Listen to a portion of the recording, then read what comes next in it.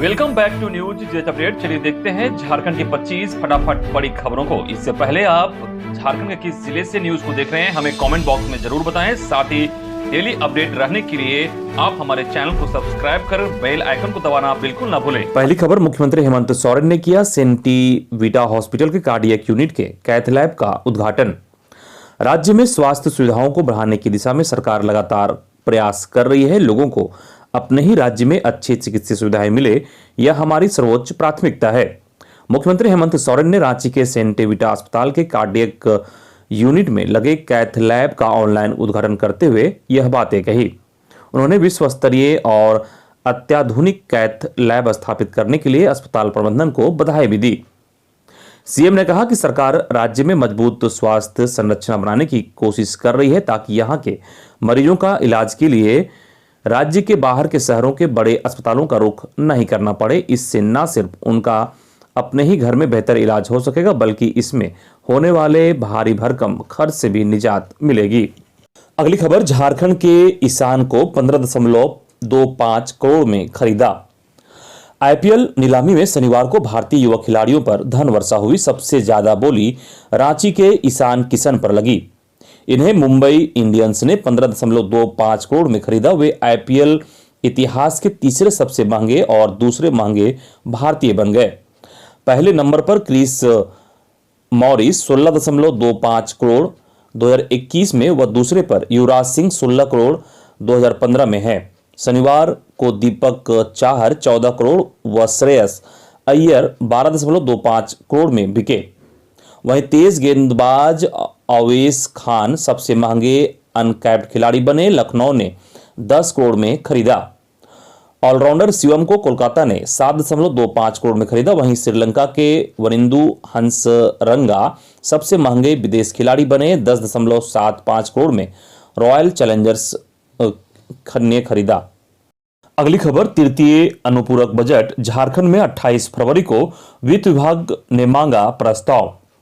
झारखंड का बजट सत्र 25 फरवरी से शुरू हो रहा है। 3 मार्च को बजट पेश होगा। इस बजट सत्र में वित्त वर्ष 2022-23 के बजट के अलावा इस वित्त वर्ष 2021-22 के लिए तृतीय अनुपूरक बजट भी लाया जाएगा। वित्त सचिव अजय कुमार सिंह ने सभी विभागों के अपर मुख्य सचिव, प्रधान सचिव, सभी विभागाध्यक्षों को पत्र लिखा है और तृतीय अनुपूरक व्यय विवरणी 2021-22 के लिए प्रस्ताव उपलब्ध कराने को कहा है। झारखंड विधानसभा में 28 फरवरी को तृतीय अनुपूरक बजट व्यय विवरणी प्रस्तुत किया जाएगा। ऐसे में विभाग ने 12 फरवरी तक प्रस्ताव देने को कहा था। अगली खबर, 16 फरवरी तक प्रधानमंत्री आवास योजना के दस्तावेज जमा करने का निर्देश, नहीं तो आवास लेने से रह सकते हैं वंचित। रांची नगर निगम क्षेत्र में प्रधानमंत्री आवास योजना चतुर्थ घटक वित्तीय वर्ष 2021-22 के लाभ के लिए कई लोगों ने आवेदन दिया था, पर अभी तक निगम में जमा किए गए आवेदनों में कई आवेदकों ने दस्तावेज जमा नहीं किया है। ऐसे आवेदकों को निगम ने अनुरोध करते हुए 16 फरवरी 2022 तक सभी वांछित दस्तावेजों को नगर निगम कार्यालय में जमा करने का निर्देश दिया है। अगली खबर, लोहरदगा के पेशरार में आईईडी ब्लास्ट, सीआरपीएफ जवान घायल। 32 घंटे के अंदर दूसरी घटना। आईईडी ब्लास्ट की चपेट में आने से सीआरपीएफ के एक जवान घायल हो गए। यह घटना लोहरदगा के सुदूरवर्ती पेशरार थाना क्षेत्र के बुलबुल जंगल में हुई। शनिवार को नक्सलियों के खिलाफ चलाए जा रहे सर्च अभियान के दौरान आईईडी की चपेट में आने से सीआरपीएफ के एक जवान घायल हो गए। घायल जवान को इलाज के लिए वायुसेना के हेलीकॉप्टर से रांची लाया गया है। शुक्रवार को भी लोहरदगा में बारूदी सुरंग की चपेट में आने से सीआरपीएफ के 2 जवान घायल हो गए थे। इधर हाईकोर्ट ने सेल्फ गवर्नेंस पर जताई नाराजगी। पूछा, बालूघाट नीलामी में पेशा एक्ट प्रावधानों का पालन हो रहा या नहीं। पेशा एक्ट और बालूघाट मामले में सुनवाई करते हुए हाईकोर्ट ने सरकार से सख्त नाराजगी जताई है। चीफ जस्टिस रवि रंजन और जस्टिस एसएन प्रसाद की बेंच वाली खंडपीठ ने सुनवाई करते हुए कहा कि राज्य में बालूघाटों की नीलामी हो रही है, लेकिन कोर्ट के लिए यह जानना जरूरी है कि इसके लिए पंचायतों और ग्राम सभा से अनुमति ली जा रही है या नहीं, जो पेशा एक्ट के प्रावधानों के अनुरूप है। इतना ही नहीं, राज्य भर में लघु खनिज मामले में कितनी बार लाइसेंस और खनन पट्टा दिए जाने के पहले अनुमति ली गई, कोर्ट ने इस दौरान त्रिस्तरीय सेल्फ गवर्नेंस लागू नहीं होने पर नाराजगी व्यक्त की। अगली खबर, पंचायत सचिव अभ्यर्थी जाएंगे दिल्ली और यूपी, राहुल और प्रियंका गांधी से करेंगे मुलाकात। 25 दिनों से राजभवन के सामने धरना पर बैठे पंचायत सचिव के अभ्यर्थियों का 2 प्रतिनिधिमंडल राहुल गांधी और प्रियंका गांधी से मिलने दिल्ली पहुंच जाएंगे। पुरुष अभ्यर्थी राहुल गांधी से मिलने के लिए दिल्ली जाएंगे, वहीं महिला अभ्यर्थियों का प्रतिनिधिमंडल प्रियंका गांधी से मिलने उत्तर प्रदेश जाएंगे। पंचायत सचिव के अभ्यर्थियों का कहना है कि हम 25 दिनों से राजभवन के सामने धरने पर बैठे रहे, 5 दिनों का हमारा अनशन भी हुआ। कांग्रेस और जेएमएम के नेताओं मंत्रियों से मिले, लेकिन अभी तक कोई निर्णय नहीं हुआ। जब हम 5 दिनों तक अनशन पर बैठे थे तो बगोदर विधायक विनोद सिंह और शिक्षा मंत्री नाथ महतो ने हमें अनशन तोड़ने को कहा। हम अनशन तोड़ दिए, लेकिन हमारे साथ अभी तक न्याय नहीं हो पाया है। इधर मैट्रिक और इंटरमीडिएट की लिखित रूप से होने वाली परीक्षा का मॉडल प्रश्न पत्र जारी, स्कूली शिक्षा व साक्षरता विभाग ने किया जारी। झारखंड शिक्षा परियोजना परिषद और झारखंड शैक्षिक अनुसंधान व प्रशिक्षण परिषद ने 5-5 सेट में मॉडल प्रश्न पत्र तैयार कर जारी कर दिया है। जेईपीसी और जेसीईआरटी की निदेशक किरण कुमार पासी ने झारखंड एकेडमिक काउंसिल के अध्यक्ष को लिखित रूप से होने वाली परीक्षा के मॉडल प्रश्न पत्र उपलब्ध करा दिए हैं। मॉडल प्रश्न पत्र के आधार पर अब जैक परीक्षा के लिए प्रश्न पत्र तैयार करवाएगा। ओएमआर सीट पर होने वाली परीक्षा के ऑब्जेक्टिव प्रश्नों के मॉडल प्रश्न पत्र पूर्व में ही जारी किए गए थे। बता दें कि मैट्रिक और इंटरमीडिएट की परीक्षा के 40-40 अंक की ओएमआर सीट पर और लिखित रूप से होगी।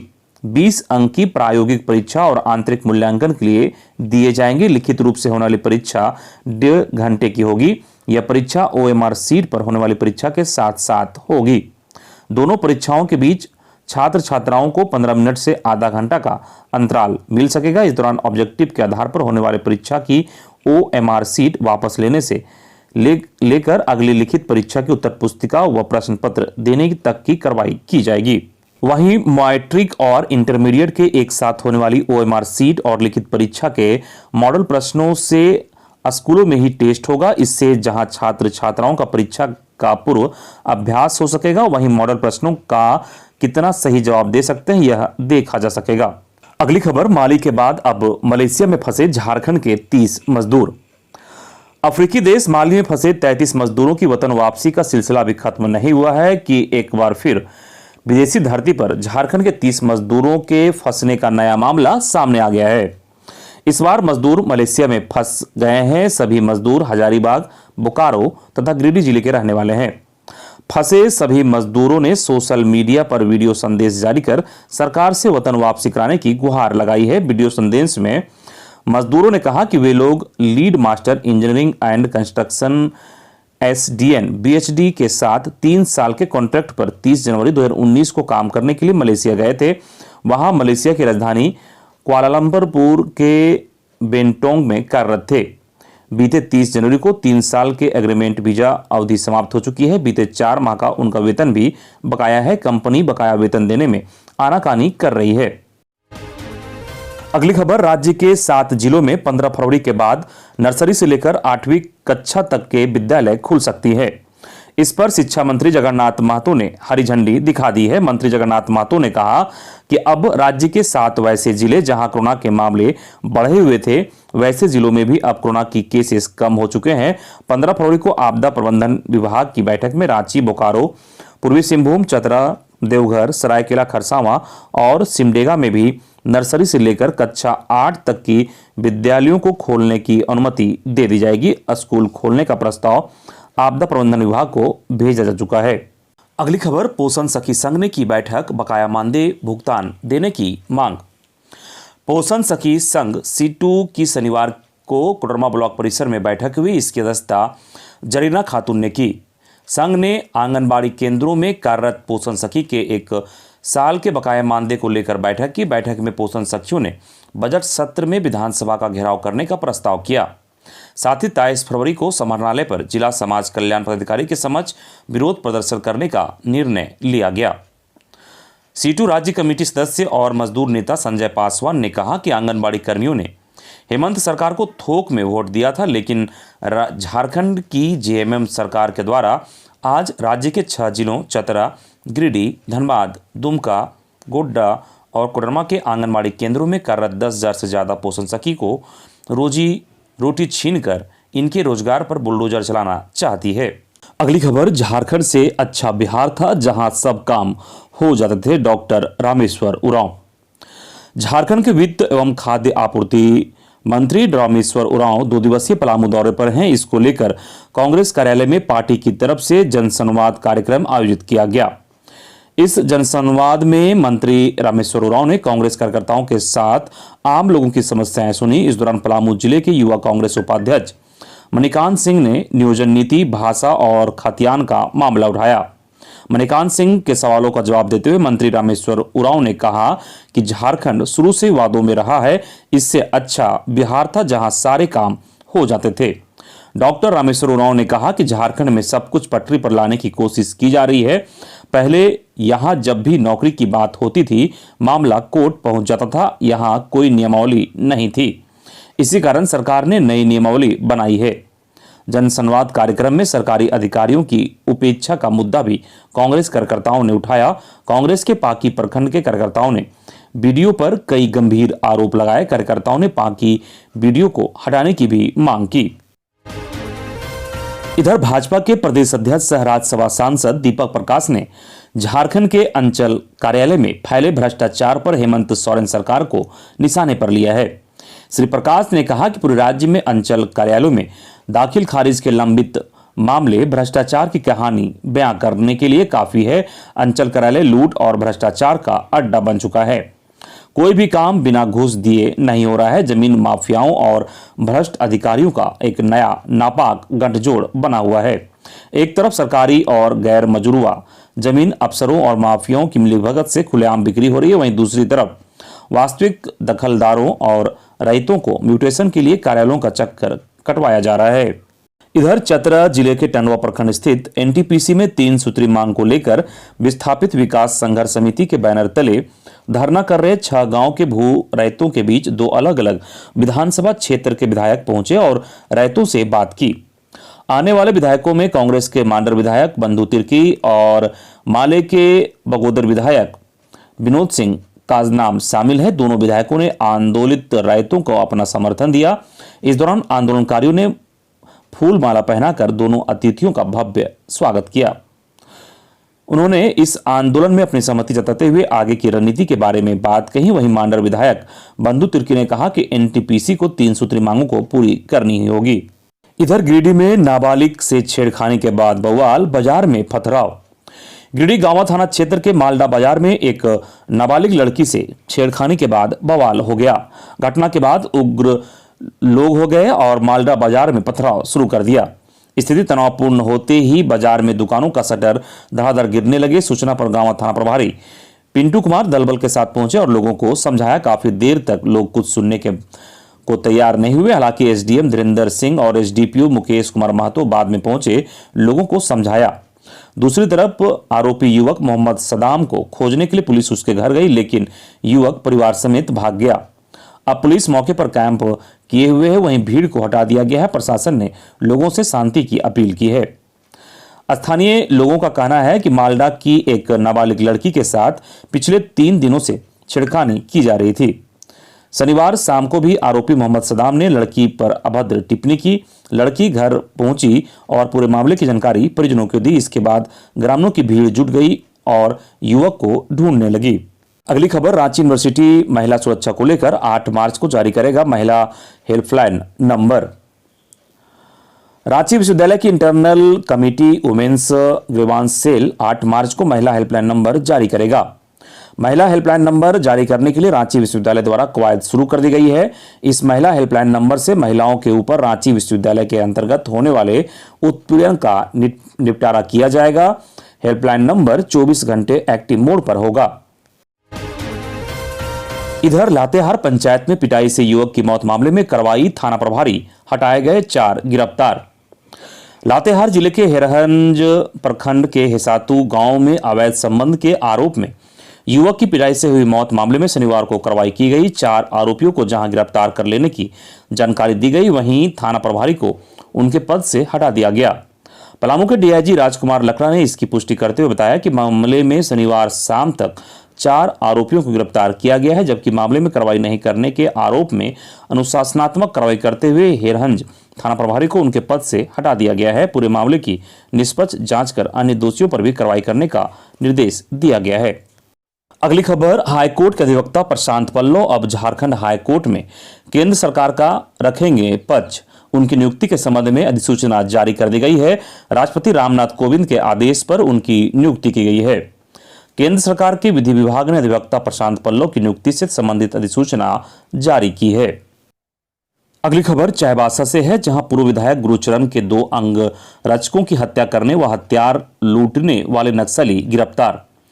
पश्चिमी सिंहभूम के एसपी अजय लिंडा ने शनिवार को प्रेस वार्ता में बताया कि भाकपा माओवादी के 9 सदस्यों और सहयोगियों को गिरफ्तार किया गया है। उन्होंने झिलरुआ हाई स्कूल मैदान में 4 जनवरी को आयोजित खेल कूद प्रतियोगिता में पूर्व विधायक गुरुचरण नायक के 2 अंगरक्षकों की हत्या कर हथियार व गोली लूटने और उससे पूर्व अमराई जंगल में मुंशी बहराम लोगों की गोली मारकर हत्या और जेसीबी मशीन में आग लगाने प्रेम सिंह सुरीन की हत्या से संबंधित घटनाओं में इन्हें शामिल बताया है।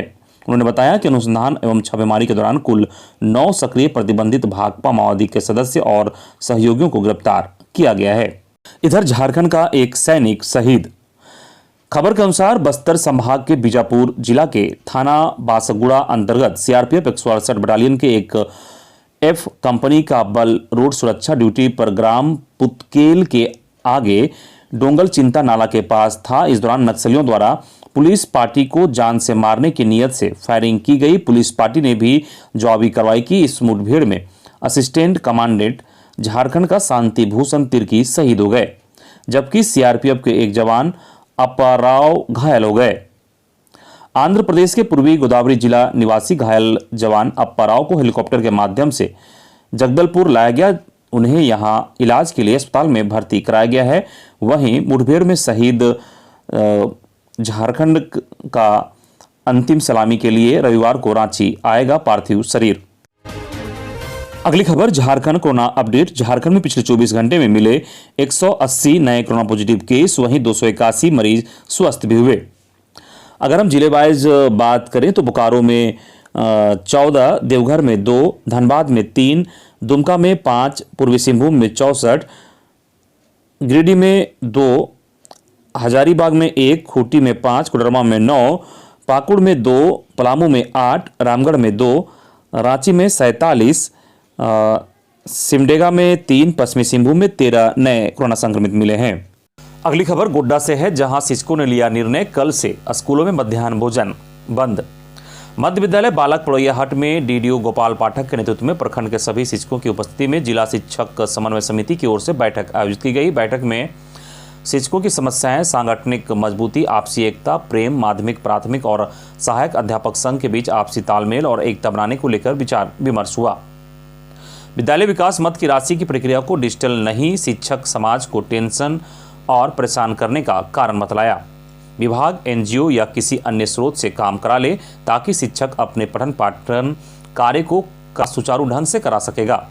जिले में मध्याह्न भोजन विभाग द्वारा यह कहकर चालू कराया गया था कि मार्च तक पुरानी पद्धति से मध्याह्न भोजन चलाया जाएगा और सरस्वती वाहिनी के खाते पर पैसा का स्थानांतरण होगा।